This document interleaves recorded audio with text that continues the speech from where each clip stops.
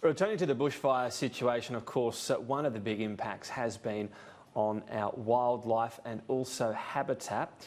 Joining me now for more on this, Sally Box from the Threatened Species Commissioner at the Department of Environment. Thanks for your time today. Good morning, Tom.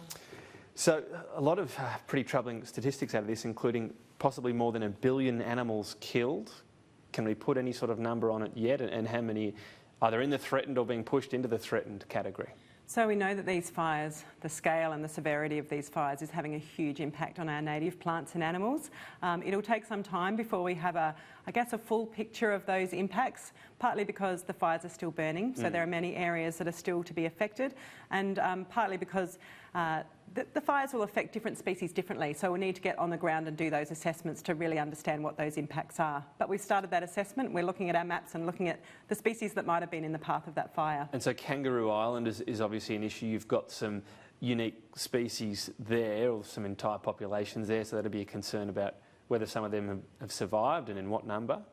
Absolutely. Kangaroo Island is a really special place, and there's some very special species on that island. So species that we're worried about on Kangaroo Island are the Kangaroo Island dunnart, a very small marsupial which is critically endangered and has had much of its habitat loss. Also the glossy black cockatoo on the island as well, and there's been huge conservation efforts over the last several years to try to restore the habitat of those she oak trees for the glossy black cockatoos, and we know that much of that's been lost in the fire, so it has set back those conservation efforts, and we are concerned about those species. What happens to the habitat? So a lot of these have been burnt through. We know a lot of Australian bush obviously regenerates eventually. Is it a case of letting that regenerate? Do we need to put aside other areas for habitats as well as that?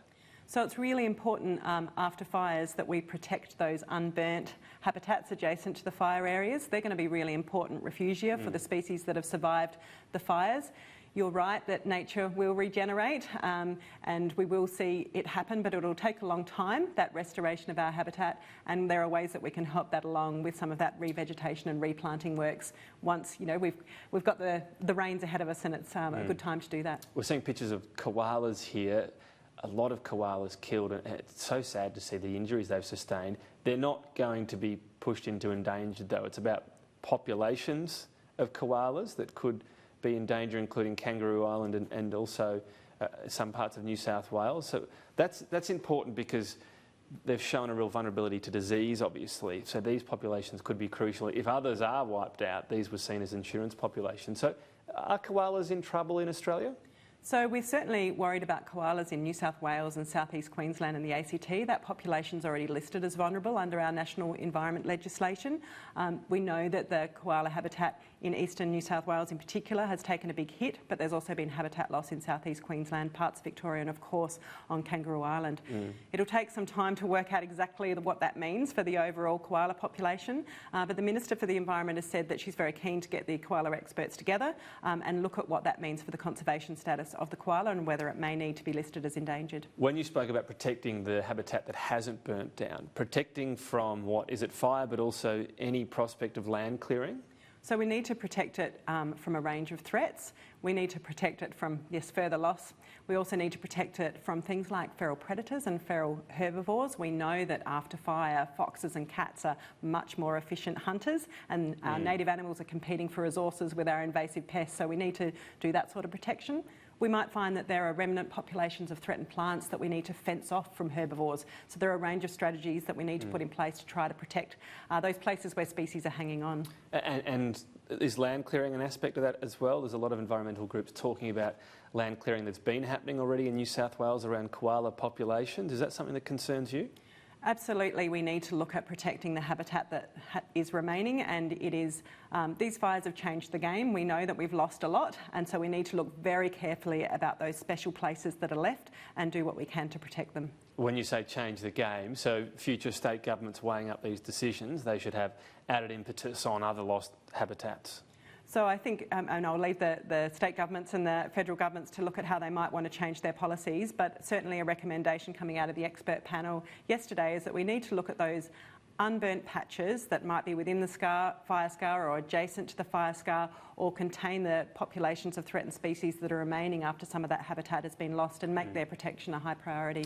Just finally, you mentioned the feral predators as well. I remember years ago hearing a statistic, and always cautious that these might not be accurate, that we had 20 million feral cats or thereabouts in Australia. What's the number at, and is it coming down? Perhaps foxes as well, if these are some of the big issues? Yeah, we don't have quite that many feral cats in Australia.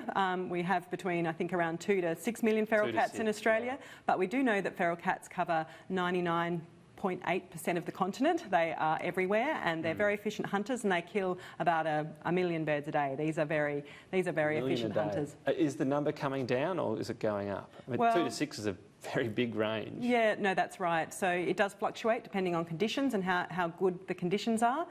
We know that there's been a big effort over recent years to control feral cats under our threatened species strategy, the Australian Government's threatened species strategy.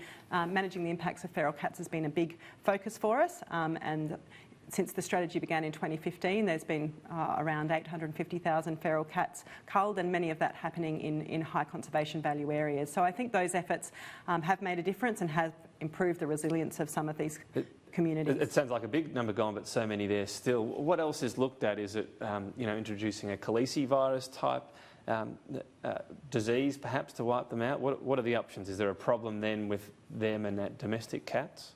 So there's lots of work underway to look at what might be some different options for feral cats. So the Australian Government has invested in the development of new bait technology, a new bait called Curiosity. There's work happening by... Sounds like a cologne almost.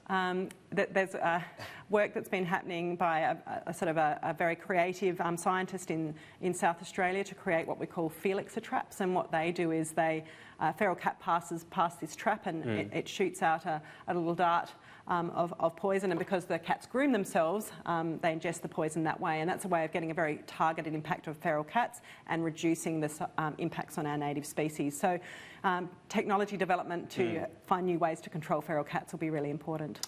Sally Box, thanks for your time today. Thanks very much, Tom.